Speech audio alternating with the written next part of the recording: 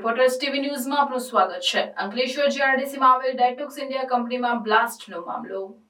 ભરૂચના સાંસદ મનસુખ વસાવા સહિત ધારાસભ્ય ડેટોક્સ ઇન્ડિયા પર પહોંચ્યા। ફેબ્રિકેશનની કામગીરી દરમિયાન બ્લાસ્ટની ઘટનામાં 4 શ્રમયોગીઓના મોત નીપજ્યા હતા। કંપનીમાં બનેલ બ્લાસ્ટની ઘટના અંગે કંપની સત્તાધીશો પાસે માહિતી મેળવી ભરૂચ અંકલેશ્વરના ધારાસભ્ય અંકલેશ્વર નોટિફાઈડ એરિયા ભાજપના આગેવાનો કંપની પર પહોંચ્યા। કંપનીમાં બ્લાસ્ટ બાદ ફક્ત ચૈતર વસાવાની હાજરીથી રાજકારણ ગરમાયું હતું। ભાજપ કોંગ્રેસની બ્લાસ્ટ મામલે ચૂપકીદીથી લોકોમાં ગણગણાટ શરૂ થયો હતો। ભરૂચ જિલ્લામાં ખૂબ મોટા ઉદ્યોગો આવ્યા છે। એશિયામાં સૌથી મોટી જીઆઈડીસી અંકલેશ્વરમાં પણ છે।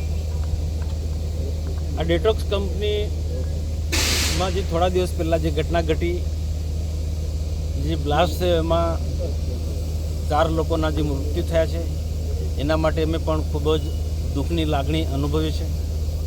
અમારે પણ ઈચ્છા છે કે તાત્કાલિક પહોંચવું, પણ દિલ્હીમાં અમારો કાર્યક્રમ હતો, અમારા ધારાસભ્યશ્રીઓ પણ બધા ત્યાં હતા, પણ અમે જિલ્લા વહીવટીતંત્ર કલેક્ટરથી માંડીને બધા જ લોકોનો સંપર્ક કરીને તાત્કાલિક જે પણ મદદરૂપ થવું હોય, જે સહાય કરવી હોય અથવા તો જે તટસ્થ ઇન્ક્વાયરી થવી જોઈએ, કોઈ પણ જાતનો બાંધછોડ ન થાય તપાસમાં, એના માટે અમે કલેક્ટર અને બીજા બધા જ અધિકારીઓ, પોલીસ વિભાગને પણ અમે જાણ કરી હતી।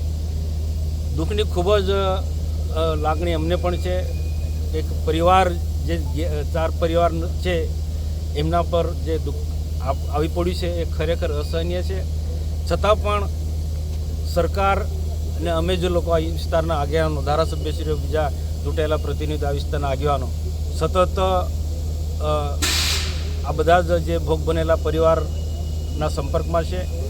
સરકારે સ્પષ્ટ કહી દીધું છે, અને કોઈ પણ કંપની હોય તો આવા ભોગ બનનારા લોકોને એનું યોગ્ય વળતર મળવું જોઈએ। આના 4 પરિવારને 30-30 લાખ રૂપિયાની કંપનીએ જાહેરાત કરી છે, અને બાકીની જે વીમા કે અન્ય રીતના પણ જે સહાય થશે આવનારા દિવસોમાં, 4 પરિવારને વર્તમાનની અંદર બધી જ રીતના કંપની અને સરકારી તંત્ર એના પડખે છે। ભરૂચ જિલ્લામાં આવી કોઈ પણ ઘટના ઘટે એ અમને બધાને દુઃખ થાય છે, પરંતુ એના માટે પણ આવી ઘટના ભવિષ્ય ન ઘટે એના માટે રાજ્ય સરકારને, ભારત સરકારનું પણ આનું ધ્યાન દોર્યું છે। એ કે ખૂબ મોટા ઇન્ડસ્ટ્રીઝ હોવાના કારણે આવી ઘટના અવારનવાર ઘટતી હોય છે। પાનોલીમાં પણ ગઈકાલે એક કંપનીમાં ગેસ ગળતરને લઈને એક ડેડિયાપાડાનો યુવાન એમાં મરી ગયો છે। ત્યારે આવી ઘટના ઘટતી હોય તો સ્વાભાવિક છે કે ભવિષ્યમાં આવી કોઈ પણ પ્રકારની ઘટના ન ઘટે એના માટે જે આની સાથે જોડાયેલા જીપીસીપીના જે પણ કોઈક અધિકારી હોય કે તો પોલીસ તંત્ર હોય, એમાં કોઈ પણ પ્રકારનું બાંધછોડ ન કરે, જે તટસ્થ તપાસ કરી અને સત્યતા બહાર લાવે, અને આવી ભવિષ્યમાં ફરી ઘટના ન ઘટે એના માટે અમે સાવધાન કરીએ છીએ।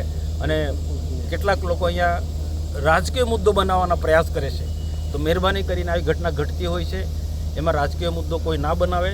આ એક માનવતા સાથે જોડાયેલો મુદ્દો છે, આમાં મદદરૂપ થવાનું હોય, અને ભવિષ્યમાં આવી ઘટના ન ઘટે એના માટે જે યોગ્ય સૂચનો હોય તો ત્યાં જવાબદાર લોકોનું ધ્યાન દોરવું જોઈએ।